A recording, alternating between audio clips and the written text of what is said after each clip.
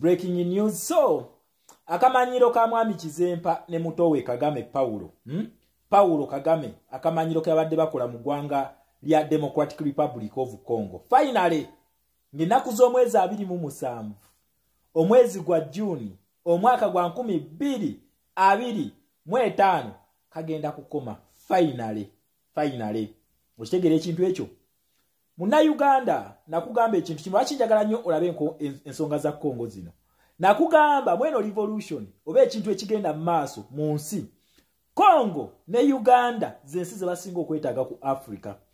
Nkuletera nnyo updates zino ez'omu Congo kubanga your oppressor mu Uganda, the oppressor of Rwanda is the same person oppressing Congo. Engeri gye bamugobye Congo luno lutalo nabagamba baluleetera ye.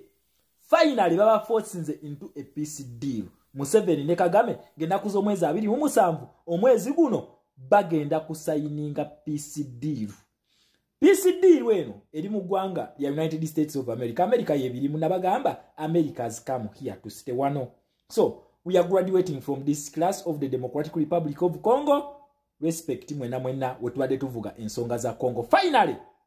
Finally ensonga za Congo zigenda kuclosinga ennaku z'omwezi 27 ne peace deal. Kagame ne Tshisekedi bakiriziganyiza okola peace deals. Naye njagala nkwitire mu terms eziri ku peace deal weno. Tamu esooka gye bataddewo tezifaanagana ziri gye nze mbagamba naye lwakuba ku luno si bya kusindikamu mannyo bya ddala kubanga omusajja ali serious. Terms ze batadde ku peace deal esooka bamugamba twagala territorial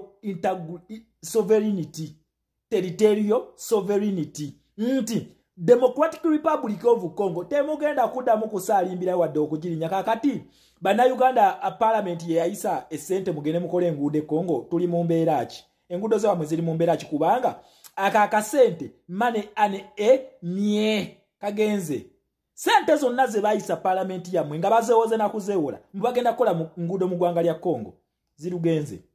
What next? It is up to you. So bakoze ekintu etamu esooka territorial sovereignty nti teri maje magwira kuddamu kusaalimbirira ku ggwanga lya Democratic Republic of Congo. Sandif n'amaje ga Sadaka ne East African Regional Forces gonna galina okwekizitinga Congo Rwanda ebadde esigaza amaje mu Bukavu ng'ennaku z'omwezi 27 omwezi guno gonna galina okubeera nga gafulumye. Eyo condition number 1. Condition number 2 gye bataddewo bakugamba disarmament of all armed rebel groups zona kubanga Kagame ono yagamba nti ekibadde kimutadde mu ggwanga lya Congo eyo mbu wali akabinja ka FDLR akabahutu n'abatwa nenjaga atujjuke nti abahutu bano n'abatwa Kagame ne Museveni baba forcing into genocide as per our report gye tulina Congress report tukyagisoma tukyagenda nayo maaso negano mbadde nino gajjawo as per Congress report Kagame ne Museveni baba forcing abantu abo ne bagenda mu ggwanga lya Congo. Kati bagamba nti oba baneno mugamba nti no bayekera tugenda bajjako emmundu. America egenda bajjako emmundu. Kugambye America bakoze mineral deal in exchange for security. Kakati Blackwater ngekulwa Eric Prince bagenda ku disarminga obubinja bonna. Abubinja bwa Uganda n'obwa Rwanda babakomyawo waabwe. Nga bajjeko emmundu zigenda kutwalibwa UN. Tedigo bagenda ziwa. Nonti Museveni, nonti Kagame. UN yegenda okuzitwala. Okitegera ekintu ekyo ng'ekozesa gundi yayo gye bayita Monusco nagibagamba yebadde wansi ye UN mission yebadde mu ggwanga lya Congo okulaba nti baleeta emirembe. Then condition number 3 eno yekyasinza obwettabbu. Condition number 3 yekyasinza obwettabbu. Nkiddemu condition number 3 yekyasinza obwettabbu. Eriwa bakugamba abahutu abatwa bakomawo waabwe. Nkiddemu babaddenga baddayo ewaka ne final agreement kati bagenda biteeka mu ndagaano abahutu n'abatwa kati baddayo waabwe bonna under UN protection and they have to enjoy full citizenship right. Awo Ngabire Victoria we yategedde nti abaana beeka bakomawo anytime soon n'asumulula fire wuno wano Ngabire bazeemu omukwata. Okitegera ekintu kino abatuusi bazeemu ne bakwata Ngabire ne bamuggalira mbu ayagala kujjako gavumenti ya Kagame.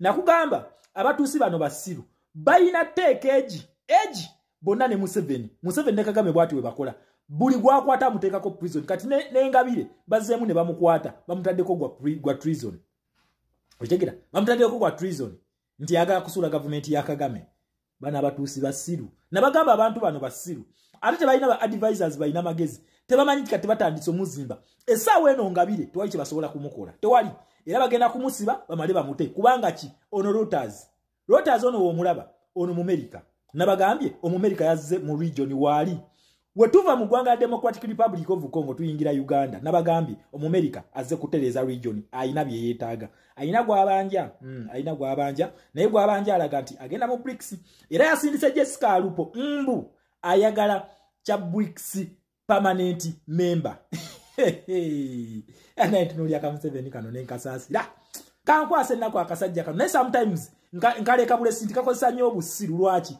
abakeetolodde bonna basiru kakati ate nako ekafuuka nti kasiru tekayina muntu akawa advice za magezi kola bya magezi bonna bakola bya kisiru Museveni this is my humble warning to you biro sagala kuvoola kankozesa eddoboozi ekkakkamu abantu abo ebintu bye bakugamba bakulimba amagezi ge bakuwa bakulimba BRICS tosobola kuyingira BRICS ekyo nkikuwulira tosobola kuyingira BRICS just oli mukulu naye abakwetolodde ate n'abakwetolodde basiru tosobola kuyingira BRICS olaba kibakola Iran ekyo bagenda kikola olaba kibakola Gaddafi bagenda kikola ne Congo mwe mubaddeyo olaba kibakoze Congo kyekijja mu Uganda muna Uganda tugenda mu protest vote respect abavubuka ba Uganda tugenda mu protest vote abaana be Congo ebasituse biwedde ati bagenda biteeka mu ndagaano Museveni butaddamu kusaalimbira mu ggwanga lya Congo ne Rwanda tebagenda kuddamu kusaalimbira mu ggwanga lya Congo tugenda mu protest vote naye Museveni nze nkugamba ekintu kimu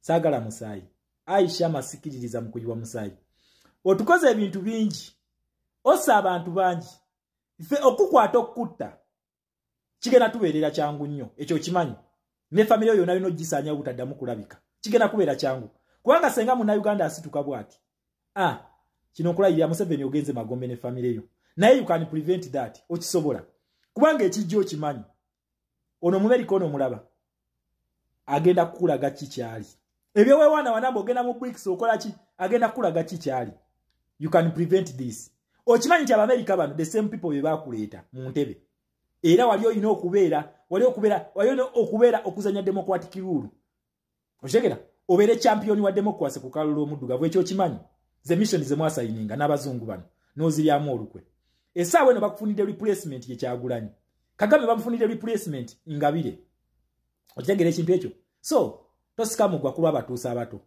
mwabatuusa abato mbabuulira bino mfocha kujja mu comment section yange ne mu commenting ebyekisiru byenjogera nyamba mmwe it might be too late to change things but you can do things and change the next tomorrow musobola bikyusa Museveni tosobola kuwanagana n'Amerika tosobola byowerimba kyovula bane mu Kongeno mugezezaako okumera ebiwawaatiro ne muwamba Goma muwambye Bukavu muwambye Walikale era bulijjo mwewana kwa advancinga kuyingira Kinshasa mukomye wakati ngenda kuzo mwezi 27 tugenda kusayininga ndagaano egenda kubakasuka mu ggwanga lya Congo okuddamu okulaba akatofaali ka Uganda oba Rwanda mu ggwanga lya Congo mujja kubuulya aba Black Water kyemuno nayo ate nga tumanyi nti Masadi Boris we yava mu ggwanga lya Congo yajja Uganda ekiddako okimanyi so nze kyensaba ekintu kimu taasa omusayi gw'abatuusi tojja kumalako na banna Uganda kubanga okimanyi UN egenda kukuba America okimanyi agenda kukuba okimanyi nti bademokrats bonna bakwewerera kukuba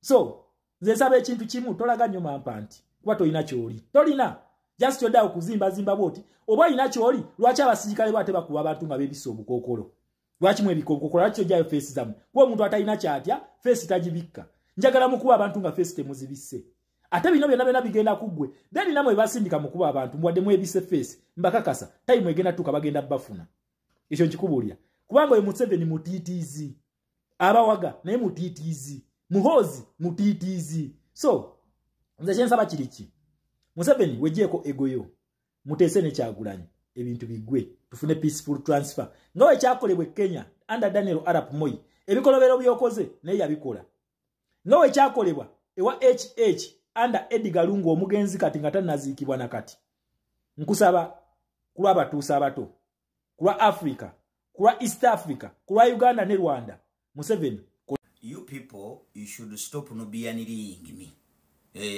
I've seen this comment everywhere you go. Ku Facebook, ku TikTok, abamuzene mu inbox.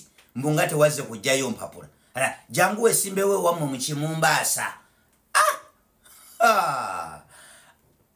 I'm requesting you, stop no being me. Omanyo mwami no being yejitu unyisiriza fena yensonga lwaki tuli wano. Bwati we yatandika ngamwe. Omusajja yali eri mu kibali kye namu activating. Kati esawe eno yajitu unyisiriza na fene tujye unyisiriza yensonga lwaki tuli wano. So I'm seeing you people taking the same route. You are trying to no being me. But let me tell you this, I will not Bobby Wine. Era nsaba akayimba bakabampeere DJ bazanyira bakayimba buli ngambe ebyo amuzanyira akayimba kabaita sestani tonkema zenvako tonkema ani mama warochali wange yazemu inbox nti ngagwe tewaze kujayo mpapula nenga isn't this a basement in the making ngenda mu blocking oyo blockings yekati nze nganzija munze kunonya kawempe akaluruke kawempe south muchango tuyambo tujireyo Bashiri eyo sije nalabye mukama wafe chairman Nyanzi jali chairman Nyanzi esawe no fabali ku mutimbagano wano tatuli mu doketiye mwala kungobya ku mutimbagano bane bwe mubanga muwulira ebyokwogera waneno mpulira ngamba zimbiridde goodbye I going katusigale wano temunkaka kebe bintu byamwe temunteka mu bibi kale ngenda kujja naye nkyano nya sente za kalulu abalanga ze posita nzenzi kubye nze simanyi biki nze bolinya no dayo no tekayo nze nange nyonyi njirinya bwe mutyo mwawaga wano gundi paka olwamu kuba kutakane gwe muwaga so mbadde mbasaba munne